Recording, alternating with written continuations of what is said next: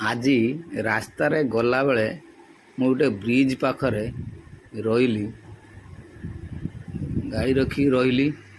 ଠିକ୍ ଗାଡ଼ି ରଖି ଓହ୍ଲାଇଲା ବେଳକୁ ପଛରେ କେତେଜଣ ପିଲା ବାଇକ୍ ଧରି ଚାଲିଲେ। ଆବାଜ ହେଲା ଯେ ମୁଁ କ'ଣ ବୋଲି ଭାବିକି ପଛକୁ ବୁଲିଲା ବେଳକୁ ଦେଖିଲି ଯେ ଗୋଟେ ବାହାଘରିଆ ଗାଡ଼ି ଚାଲୁଛି। ତେଣୁ ସେଠି ଟିକେ ରହିଗଲି, କିଛି ସମୟ ରହି ସେ ବାହାଘର ବର ଗାଡ଼ିଟିକୁ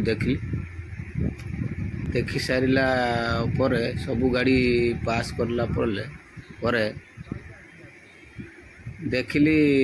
ତାପରେ ଟିକେ ଗୋଟେ ବ୍ରିଜ୍ର ତଳକୁ ଟିକେ ଗଲି, ଯେଉଁ ବ୍ରିଜ୍ ଉପରେ ଗାଡ଼ି ରଖିଥିଲି ତା ତଳକୁ ଟିକେ ଗଲି। ଦେଖିଲି ବ୍ରିଜ୍ଟା ବହୁତ ସୁନ୍ଦର ଭାବରେ ହେଇଛି।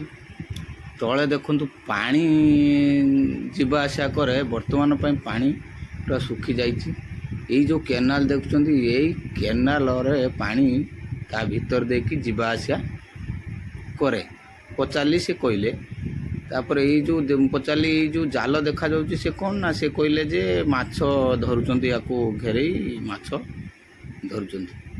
ତାପରେ ମୁଁ ଟିକେ ପଛକୁ ଆସିଲି, କିଛି ସମୟ ପୁଣି ମଧ୍ୟ ସେ ବ୍ରିଜ୍କୁ ଟିକେ ଭଲ ଭାବେ ଦେଖିଲା ପରେ ଦେଖିଲି ବହୁତ ସୁନ୍ଦର ହେଇଛି। ତାପରେ ଦେଖିଲି ଏଇଠି ଗୋଟେ ଘୁରୁଛି ଯେଉଁ ପାଣିରେ, ତାକୁ ପଚାରିଲି ଯେ କ'ଣ ପାଇଁ। ସେ କହିଲେ ଯେ ଇଏ ଭେନାମୀ ଚାଷ ହୁଏ, ୟା ମଧ୍ୟରେ ଅକ୍ସିଜେନ୍ଟା ଦିଆ ହୁଏ। ତାପରେ ଏଠି କିଛି ବାଟ ଗଲା ପରେ ଦେଖିଲି ସେଇ କେନାଲରେ ଗୋଟେ ଭାଇ ଜାଲ ପକାଉଛନ୍ତି। ମୁଁ ଭାବିଲି ଟିକେ ତାଙ୍କ ପାଖରେ ରହିଗଲି।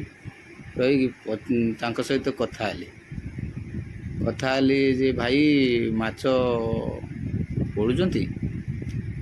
ଭାଇ କହିଲେ ହଁ ସେମିତି ପଡ଼ୁଛନ୍ତି, ଗୋଟେ ଆଉ ଛୋଟ ଚିଙ୍ଗୁଡ଼ି ପଡ଼ୁଛନ୍ତି, ଆଉ ବେଶୀ ବଡ଼ ନୁହେଁ। ମୁଁ କହିଲି ହଉ, ଭାଇଙ୍କ ସହିତ ଟିକେ ରହିଯିବା, ଦେଖିବା କ'ଣ ପଡ଼ୁଛନ୍ତି। ଜାଲ ଯେତେବେଳେ ପକାଇଲେ, ସେ ଜାଲକୁ ମଧ୍ୟ ସେ ପକାଇ ଉଠାଇଲେ। ତାଙ୍କ ସହିତ ମୁଁ ବି ଟିକେ ରହିଲି, ଦେଖିଲି ଯେ କ'ଣ ପଡ଼ୁଛନ୍ତି। ସେ ଉପରକୁ ଆସିଲେ, ଆସିକି ଜାଲଟିକୁ ଝାଡ଼ିବା ଆରମ୍ଭ କଲେ। ମୁଁ ଦେଖିଲି ଯେ ମାଛ ତ ଦେଖାଯାଉନାହାନ୍ତି, ଛୋଟ ଚିଙ୍ଗୁଡ଼ି ନା, ଭଲ ଭାବେ ଠିକ୍ ସେ ଦେଖାଯାଉନାହାନ୍ତି।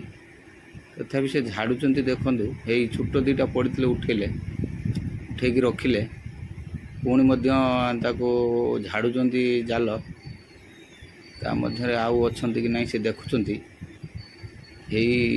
ଦେଖୁଛନ୍ତି, କାଠି କୁଟା ଲାଗି ତାକୁ ସଫା କରୁଛନ୍ତି।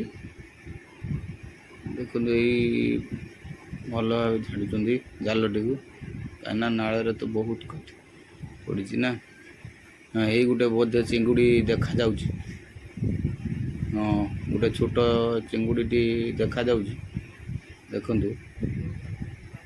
ହଁ, ସେଇ ଚିଙ୍ଗୁଡ଼ିଟି ସେ ରଖିନାହାନ୍ତି, ଜାଲ ଝାଡ଼ି ସାରିଲା ପରେ ବୋଧେ ରଖିବେ, ଆଉ ଯାହା ଜଣାଯାଉଛି। ହଉ, ପରନ୍ତୁ ସେ ଭଲ ଭାବେ ଝାଡ଼ୁଛନ୍ତି, ଛାଡ଼ି ନାହାନ୍ତି, ସରିନାହିଁ। ସରିଗଲା। ସେ ଚିଙ୍ଗୁଡ଼ିଟି ଉଠାଇଲେ ଏବଂ ରଖିଲେ। ରହିଲି ଭାଇ, ଜୟ ଜଗନ୍ନାଥ।